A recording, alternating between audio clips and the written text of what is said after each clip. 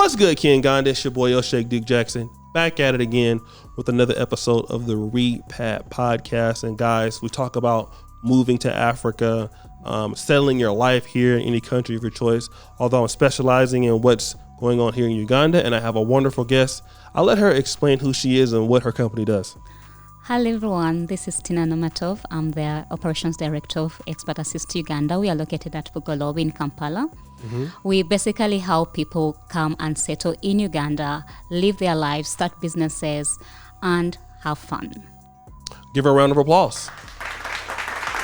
All right, so I want to talk about something controversial. All right.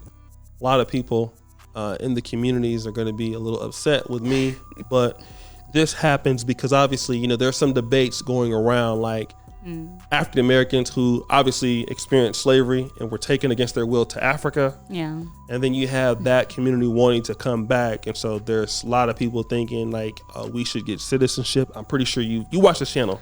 Yes, I do. So you've seen some of those arguments and debates. But you do have certain people. It's not just African Americans that do it, but you have people in the Caribbean community that do it. They're not citizens of Uganda or Ghana, but they are living in Africa illegally. True. And how typically do they do this?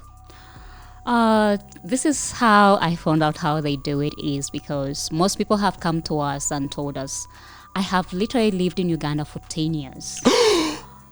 And at any more point, my visa expired and I lost count. Stop the show. Wait a minute. They've been living in Uganda. Yeah. A Black American. Yes. For 10 years. Yeah. And they lost count. Yeah. So then what do they want you to do? They want citizenship. They want to stay. They want to be residents. Even though they've been here illegally. They don't understand the word illegally. Uh-oh. Yeah. So how is that person even supporting themselves here? Basically, what I can say is some of them live on their savings. Others have started up something. Others have found families to be accommodative. So there are so many ways of living. So some people have started businesses here, also illegally. Yes, very small because usually they are not paying taxes. They have no kind of legal stay. Because if you form your business legally and formally, then you are liable to actually answer to the government, remit your taxes, do tax returns, make sure that the business is fully registered formally within the company's house. So there are those formalities that they really take, which would definitely necessitate you to have a legal stay. Okay. Which most people don't.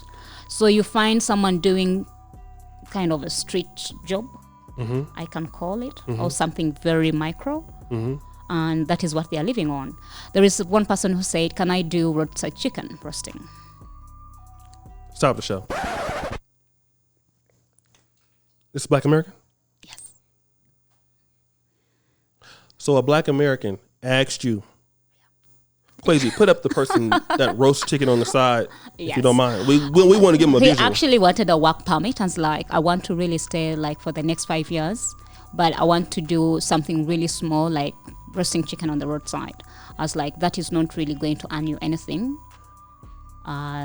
legal-wise. This is the same person that was staying, or somebody else? Yes. This is the same person? Someone else. Black Americans? Yes. Okay, so once that didn't happen, then what happened after that?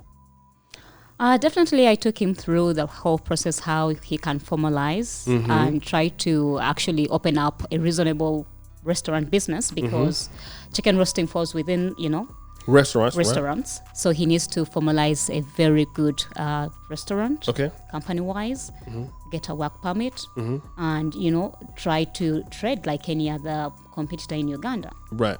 But the bigger question is, where is the money? Can I get a sound effect, Quasi? Yeah. Like, where's the money, right? Yeah. And you get a lot of these calls because were you getting these calls before you came onto our podcast, our show in 2020, or were you getting a lot of these kind of calls after? We actually started getting these calls. I call them funny calls because these are people who are just mediocre in their own way. Okay. After the show. Sorry about that. I apologize. No worries. Okay. No, we are here for everyone, and we are really to help them, guide them on the process, on the right process. Some of you brothers and sisters out there. Yeah. Are So I believe some of these calls are just, make fun, or, someone is not really serious about what they're telling us, or they are just trying to see how workable the situation is. Okay. So either it's like, okay, it's so bad that they must be joking, or no, I actually believe that might be true. So you have people also that try to do the legal things on the dependency pass, like they want to get married, or they. Those are the most ones. Okay, so let's talk about that. Most people I know, one of our core services is actually trying to make sure that people legally stay, and that is immigration. Okay.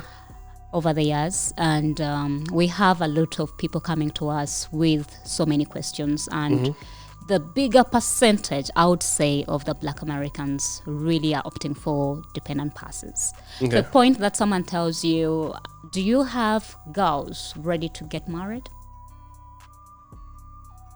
Can I pay someone to just have the document and I get away with, with a dependent pass? My bigger question is, marriage can be resolved. Everybody can go into a divorce. Then what happens? Oh, yeah. Right. Because someone knows that they are there to be used. Okay. And therefore they can change their mind. Okay. So let's look at this, for people, because for me, I know people think like, well, Africa, the laws are lax. Uganda, all the laws are lax, right? So there's no way they're going to catch me.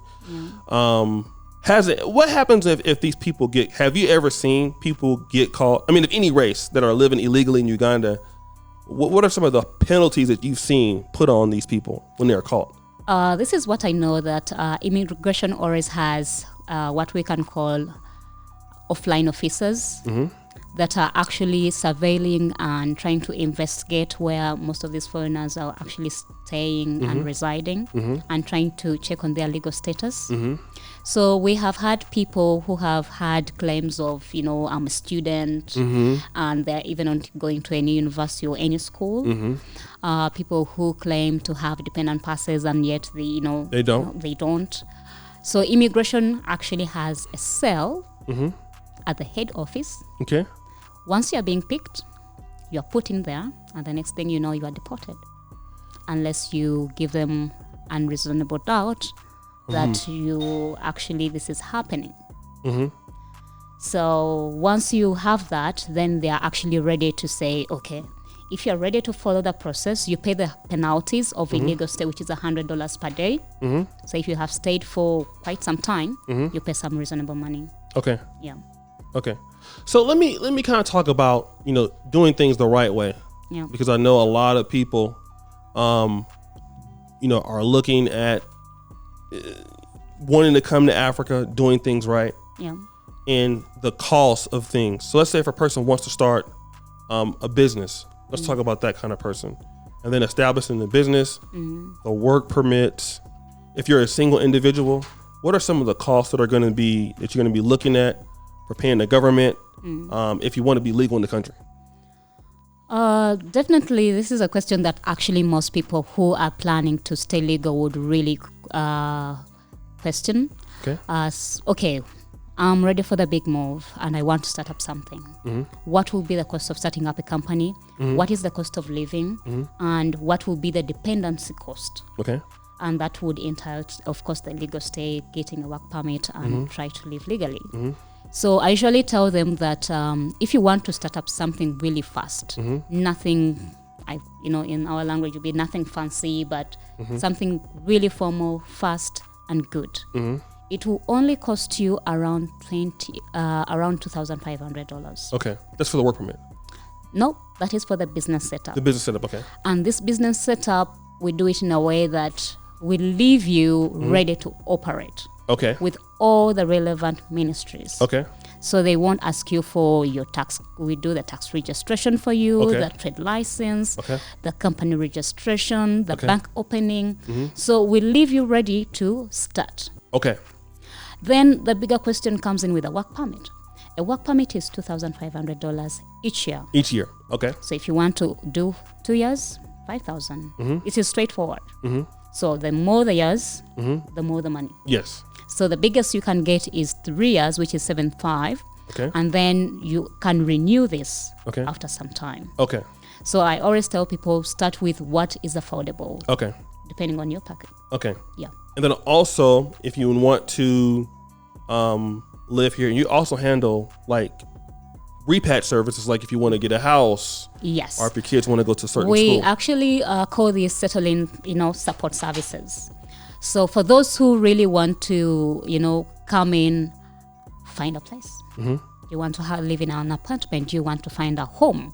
Do you want to be living outside Kampala? Which part of the country are you going to be working in? Where is your project? Because we really want to make sure that Uganda has a lot of traffic, Okay. especially in the morning. Oh. Yes, that is the rush hour. Okay. Where kids are going to school, parents are going to work, and everybody is on the road. So we really advise people to take their home near to the school, or try to find that their kids are actually not being dropped by the parents, so that they don't lose time on the road to and forth. Okay. So we usually find out what is the next school that these parents can actually have, and with good quality education. Okay. Compared to where they're staying. Okay. Yeah.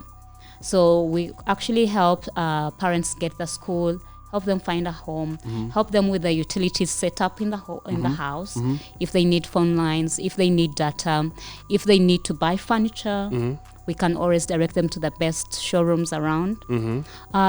So we really help people find, cars, lease land, and all the services that make them complete.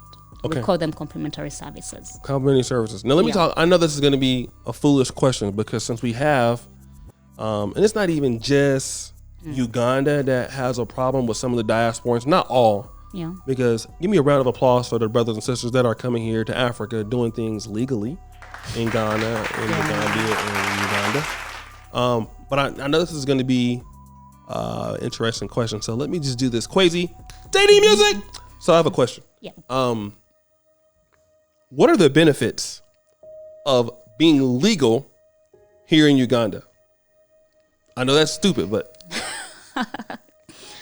Okay. I'll answer that is, what will it benefit you to be illegal? 1, get in prison. 2, get deported. What happens to your reputation? What happens if you're jailed? And everything turns backwards. So the best option would be stay legal, do your business.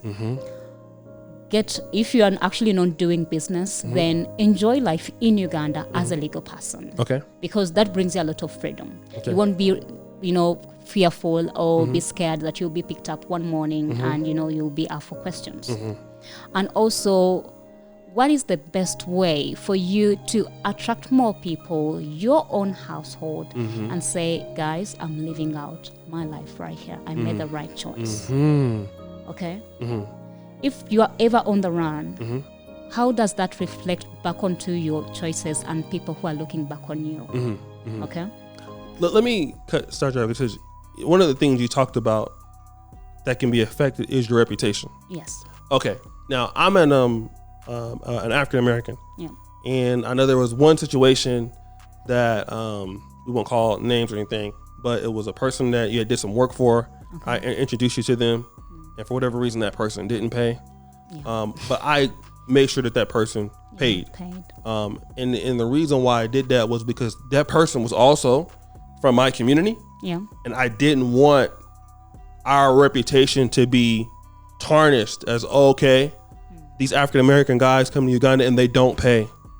Now, people may not say that, but for any person that comes to Uganda, whatever, regardless of race, isn't that how the talk of the town can be? If a certain group of people, regardless of who they are, if they're coming, to a certain place and they're not doing the right thing, that group's reputation, people kind of could be like, well, these guys are like this.